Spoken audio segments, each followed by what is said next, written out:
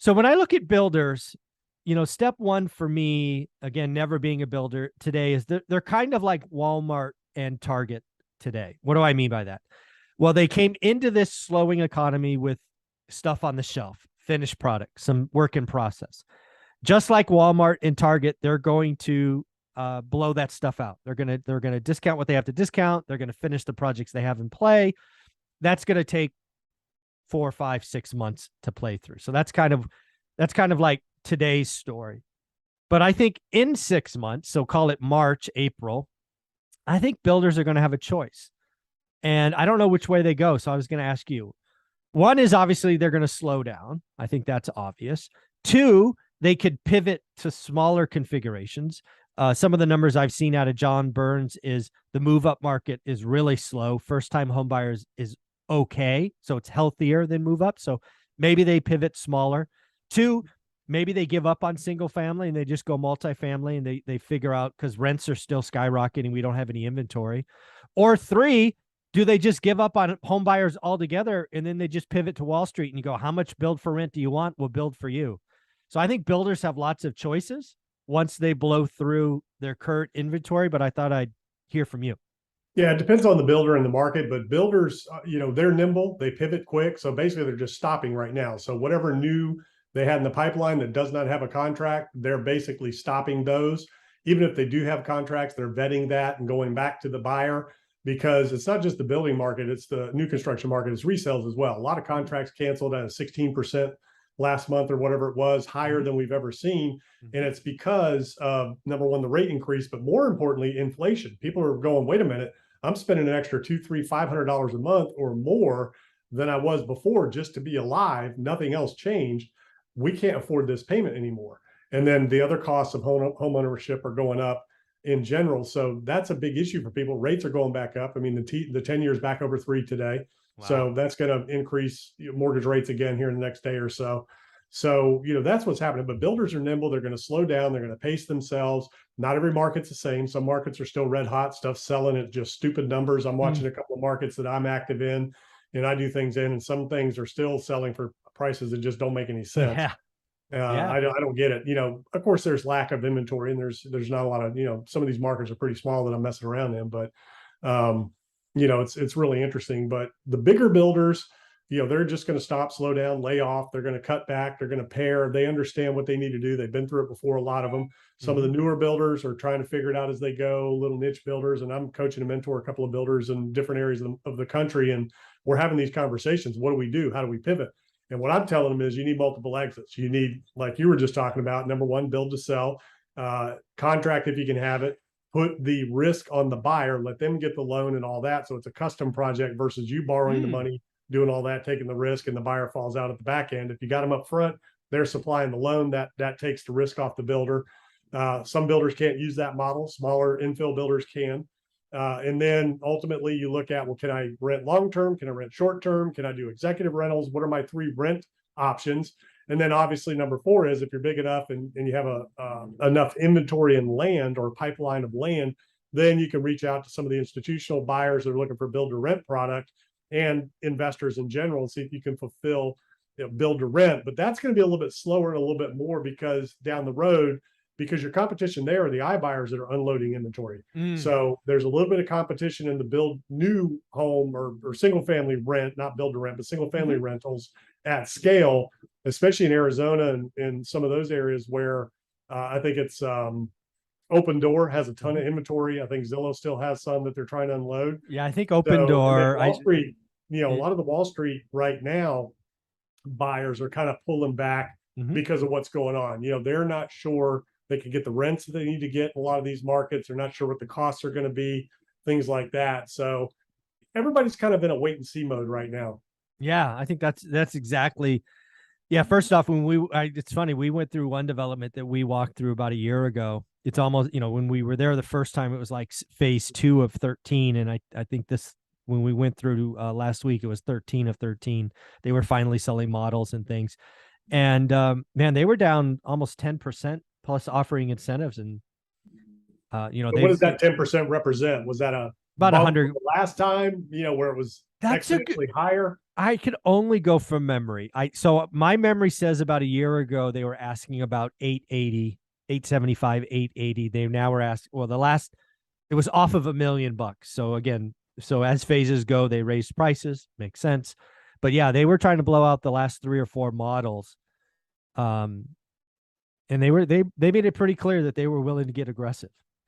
Yeah, and it's interesting. It's all about interest rates. You and I were talking about that for years, and a lot of people were like, that doesn't make a difference. It sure does. It sure does. I mean, it's just affordability. People are buying payments just like they are when they buy cars, and there's only so much people can do. And you had Logan on your channel, and his argument is it's all about inventory. Well, the interest rates are what is going to affect inventory. Obviously, the pandemic was an anomaly. That's put more pressure. But when rates dropped in conjunction with people not selling due to the pandemic, that just compounded everything and put extreme pressure on inventory levels. And we're seeing things change in some markets, but there's still smaller markets around the country that just don't have enough inventory. And it's going to take a lot longer and higher rates. You got to be at this point, what we've seen, you have to be over 6 for an extended period of time for inventory to substantially change across the board. And we haven't been there because rates backed up almost to 5 again. Yeah. It's funny when you look at inventory, and I love talking to Logan. He kind of coined the whatever it was, naturally unacceptable or whatever he said, basically housing savagely unhealthy. Yeah, savagely unhealthy. Thank you. I actually talked about it on my channel, Greg, the last couple of days. I think inventory may have already peaked or may peak this month because, again, housing has seasonality. September, October, November, and December are all seasonally weak listings. So I look at what we have going on now I think inventory is lower at the end of the year than it is today. What do you think of that? I mean, that's traditional. That's the forecast. The last time we had a rate hiking cycle, the real estate market kind of tanked, in the 2018, 2019 cycle towards the end of the year. The real estate market slowed down to a crawl. So yeah, I think that's what we are anticipating. That's what we're seeing now. New inventory of new listings is going down. The active listings is going up a little bit. So that's stuff that's fallen out of contract is what that is. And so, yeah, I mean, it's very unique times. It's really interesting. And again, when you look at, there's charts out there, when you look at the mortgages that were originated over the last 3 to 5 years and the interest rates that they were originated at, it's unbelievable. And, they're healthy loans with good down payments, with qualified real equity. borrowers. Yeah. So very different environment than now than there was in 2008 and 9. And that's what Logan Matashami, for people, he's a Housing Wire analyst. He's on Twitter. He's got some really, really good information and charts, especially about what we're talking about in terms of going into the fall and things like that. And then I love his little, he's attacking the housing crash. Yeah, he is. I saw that.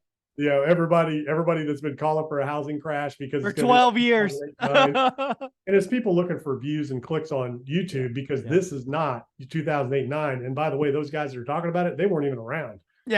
Back during that time. They were kids. So they have no clue what they're talking about. It's a whole different environment, whole different ball game. They're talking about banks owning houses and open door and this and that. I mean, we're still 1.5 to 2 million homes undersupplied in terms of inventory. And then from, new stock coming online, talk about builders. I mean, there's still a demand of 3 to 5 million homes that we're going to need over the next, 5 to 10 years in order to satisfy just normal demand because of demographics. And that's what people aren't looking at. Everybody's saying, oh, population is aging and they're going to be giving up their houses and this and that. There's 2 things going on here. 1, people are living longer. And 2, I mean, look at me, I'm 95 and you wouldn't I wouldn't guess. I'm not a boomer. And, so people are living longer. They're staying in their homes longer because they're living healthier longer in general. And, so those things are kind of skewing demographics. Then that millennial, and Gen Z coming up behind the millennials. Is that right? Is it Gen Z behind millennials? Correct. Yeah. And then you got Gen Xers, under them. That's a huge population that's coming up that are ultimately going to be homeowners. So there's a lot of demand there, and people just aren't giving up the houses like everybody thought they would just because they're getting old and dying. There aren't enough people exiting this planet fast enough to create housing. Yeah, I think it's really interesting because back to the kind of interest rate thing, one of the things that I see coming, and you're right, the 10-year note went over 3% today. It just happened this morning. I think there's a chance, there's More and more analysts think it might hit 4% by the end of the year. So if you take Fed funds at 4, that's probably the 10 years got to be at 5.5. You think?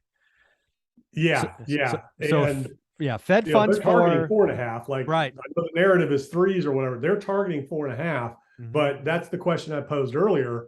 Where does the Fed funds rate need to be to Exactly. get inflation down long enough term for it to get back to 2%? Mm-hmm. Where does that really need to be? And I think it needs to be over 4%. It's got to be in the fives in It's order for got to that to be happen. over 4, yeah. Because the other thing I was going to here is interest rates. Because I think, again, the Fed broke housing 2 years ago by keeping rates too long. Back to your, I think it was John Burns and Black Knight have both have these quotes. 73% of loans are 4% or below. So Right. if That was the it's, chart. John Burns is putting out some charts. Yeah. yeah. So if you look at that, and let's just say Fed funds goes to 4, 10-year goes to 10.5 or 5.5, 30 years at 7, 30-year mortgage.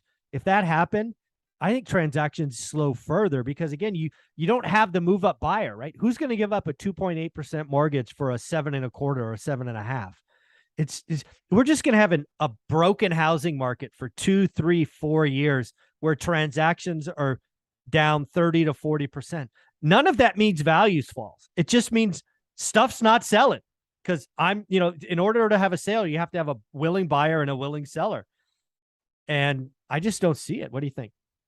Yeah, I mean that's the thing. You need motivated sellers. You need people that need to sell for whatever reason, like we just said, You estate need reason. waves of them, not just one. You need wave after wave. Yeah. You need 1.5 to 2 million. I mean, we're still Yeah. well below where inventory levels need to be to fundamentally change the housing market where it's at. But again, interest rates will do that. So once interest rates get high enough, there'll be so little demand across the board that will fundamentally affect and change things where inventory levels can start building and get back to a normal housing market again. But yeah, it's going to take time. way too low, way too long. Yeah, totally agree.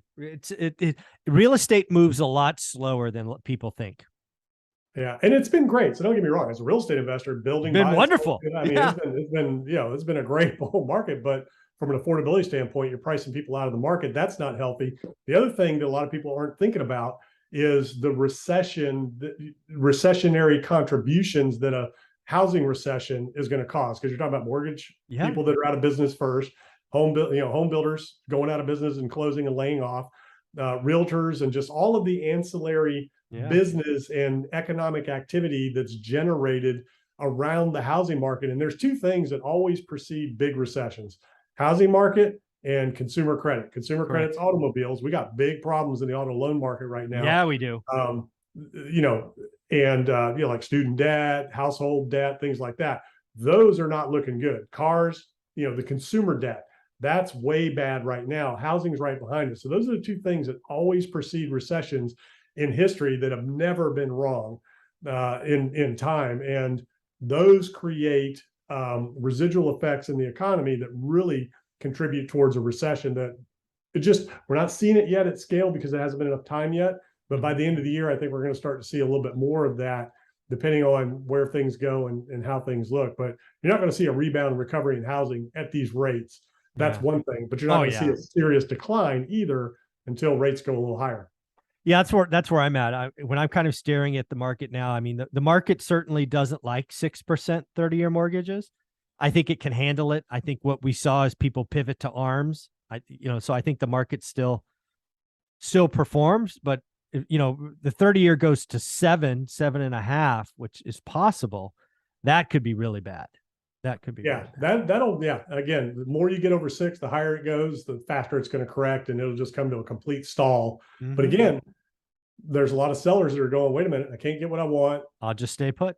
Aren't enough buyers, not getting multiple offers, why sell? And they don't have to, a lot of them don't have to move. So that's what's interesting, obviously versus previous times. But yeah, the housing crash bros are hating it. That's okay. Yeah, I love it. Housing Cast Bros. I love that Logan's going after him. I actually commented on his feed. I'm like, go for it. Go.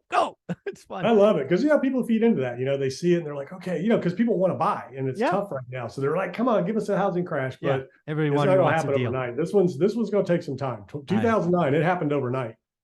Yeah, totally I agree. mean, it Great. seems like overnight. It was months, but it Oh, seemed like, and it was at least in my market, it was a long 5-year journey. Yeah. yeah, it was. But the initial shock and Oh, the banks collapsing and liquidity drying up, oh, all of that it was changed. overnight. Because I was a buyer. I looked at my market every day, and I remember going, something just changed.